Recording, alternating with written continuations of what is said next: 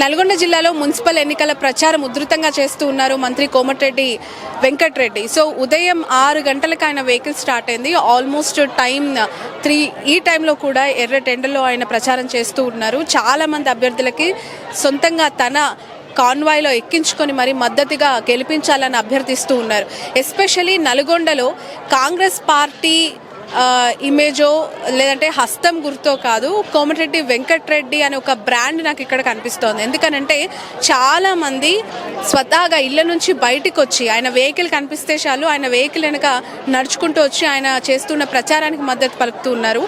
ఆయన పోటీ చేస్తున్న అభ్యర్థులకి ప్రచారం చేస్తూ ఉన్న సినారియోలో నాకు ఇంట్రెస్టింగ్ థింగ్ ఏంటంటే ఆయన చేసిన సేవా కార్యక్రమాలకి ఈరోజు ప్రజలు నీరాజనం పలుకుతూ ఉన్నట్టు కనిపిస్తుంది. ఎందుకనంటే ఇది ఒకరోజో 2 రోజుల నుంచో చేస్తున్న ప్రయాణం కాదు. దాదాపు 35 ఏళ్ల రాజకీయ జీవితంలో ఆయన ఈరోజు 6 సార్లు ఎమ్మెల్యేగా, మంత్రిగా, ఎంపీగా సేవలు చేయటం కాదు, ఇలాంటి పేద ప్రజల గుండెల్లో పేద ప్రజల పక్షాన ఎన్నో సేవా కార్యక్రమాలు, ఆపదలో ఉన్నప్పుడు అన్నాన్ని ఇంటికి వచ్చినప్పుడు చదువు కోసం, హెల్త్ కోసం ఎన్నో రకాలుగా ఆయన చేసిన సేవలు ఈరోజు యునానిమస్గా ఆయన నిలబెడుతున్న అభ్యర్థులకి గెలుపొందే అవకాశం లేదంటే ఆ సిచ్యువేషన్ ఆయన క్రియేట్ చేసుకోగలిగారు. ఎందుకనంటే చాలా ఈజీగా కనిపిస్తోంది ఇక్కడ విక్టరీ. ఈ ఎన్నికల్లో నిలబడ్డ అభ్యర్థులందరూ కూడా మా పక్కన కోమటిరెడ్డి వెంకటరెడ్డి గారు ఉంటే చాలు మేము గెలిచేస్తాం, కోమటిరెడ్డి వెంకటరెడ్డి గారు జస్ట్ మాకు వచ్చి ప్రచారం చేస్తే చాలు మేము గెలిపొందే అవకాశాలు 100% ఉంటాయనేంత ధీమా వాళ్ళు వ్యక్తం చేస్తూ ఉన్నారు.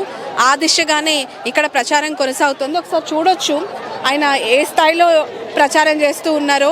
చాలామంది ఇక్కడికి వచ్చి మద్దతు తెలపడానికి కోలాటాలు లేదనంటే మహిళలు సొంతంగా వచ్చి ప్రచారం చేస్తూ ఉన్నారు.